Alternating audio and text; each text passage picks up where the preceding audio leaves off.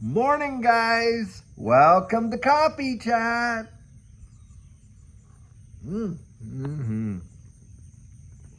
Oh my gosh, I'll tell you what, nothing, and I mean nothing, tastes as good to me as my first sips of coffee on a Monday morning. I'll tell you that right now. And the fact that I get to come out here and share this with you guys, big deal. I'll tell you that right now. Wow.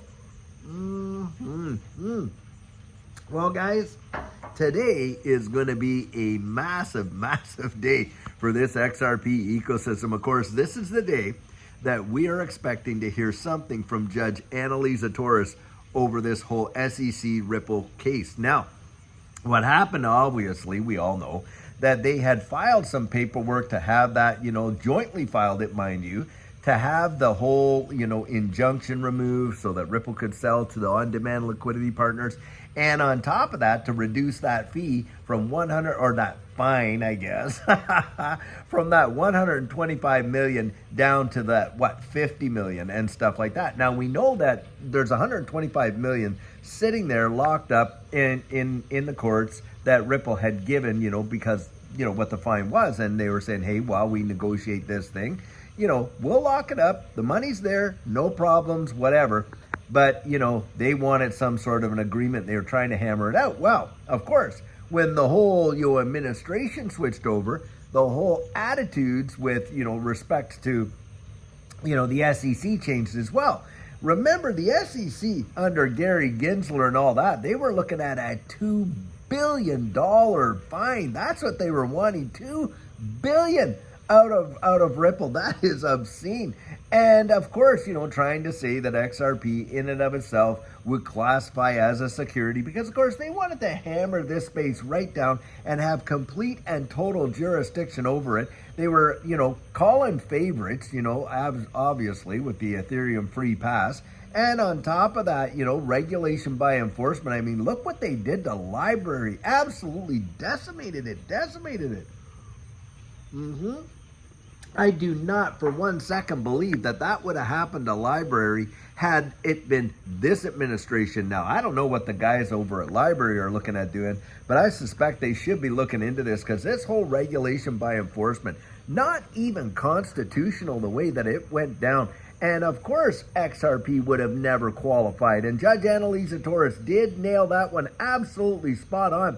And I've said it many times, the Howey test, look, in the Howey case, it was the orange groves, of course, those contracts associated with those orange groves that, was determined to be, a security, not the oranges. And that's why, XRP in my mind would have never fit the bill of being a security in and of itself. And she called that one spot on, to be sure. Now, the other issue is, were these on-demand liquidity contracts, were they in fact securities arrangements? Well, guys, I don't think so. And the reason I don't believe it is because on-demand liquidity partners that are out there buying XRP, they are not buying it with the hope and expectation that the price will increase because of the efforts of Ripple, meaning the efforts of others, one of the prongs of the Howey test. Why they're out there doing it, of course, is because they're utilizing it for its utility. It is a commodity. And they are using it in order to actually facilitate their business and be able to do these cross-border settlements in 3 to 5 seconds. Bang! Just like that, as a bridge asset, what it was meant to do. Now that, in my mind, does not represent a security. And I think in a lot of other people's minds, and of course, we've heard from Fred Rispoli and John Deaton and Jeremy Hogan and all kinds of different ones, that they agree it doesn't under those terms. And this is the whole deal. And the SEC is now going back, and they've made a joint application again to the court just there last week, where they filed it under the proper rules, saying, hey, listen, we don't think this case should have even been brought whatsoever. And there's all these various reasons why. Now, if they can show that to Judge Annalisa Torres, and she can come out and she can say, you know what, I'm gonna rule in agreement with that.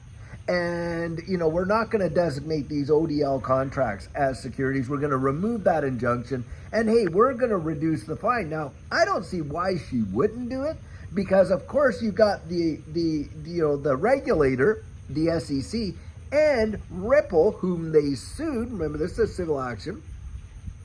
both agreeing to this settlement. So in that case, why, oh why, would the court interfere in that capacity? I don't think they will. Because, guys, the fact of the matter is it was, an abuse of authority under the prior administration. Zero doubt about it. In fact, Congress now is asking the SEC to cough up documents to show why they allowed, Bill Hinman to get out there and give Ethereum a free pass, and why from there did they pursue Ripple, in that capacity. And so they're asking for documents to say, okay, what was going on here? And you know why? I think this is why.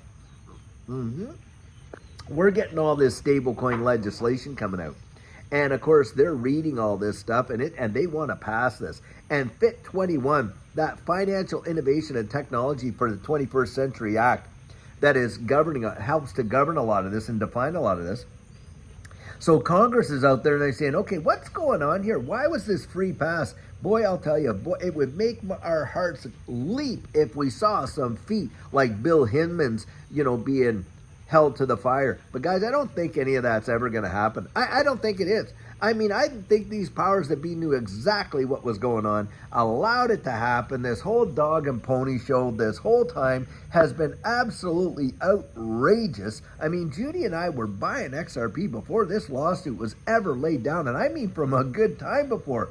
And so, we were there. We've been there the whole entire time that this whole thing has been going down. And I can tell you the stuff that we've seen, the mudslinging, the back and forth, even to this degree, where the SEC was coming out there and they were opposing John Deaton's application to act as amicus curiae for us, you and I, which, by the way, thank God he did. But the fact of the matter is, they were against that. Why? Because they said, well, they have Ripple to defend them. Are you kidding me? The SEC was supposed to be out there defending you and I as the retail investor and protecting us, and that's why they went and sued Ripple. But they were actually looking at Ripple as being our defense when they were supposed to be. So you can see the nonsense that went on. Even the court, I remember Judge Netburn rebuked them, by saying, look, you guys aren't even playing with any kind of faithful allegiance to the law yourselves. What are you trying to do here?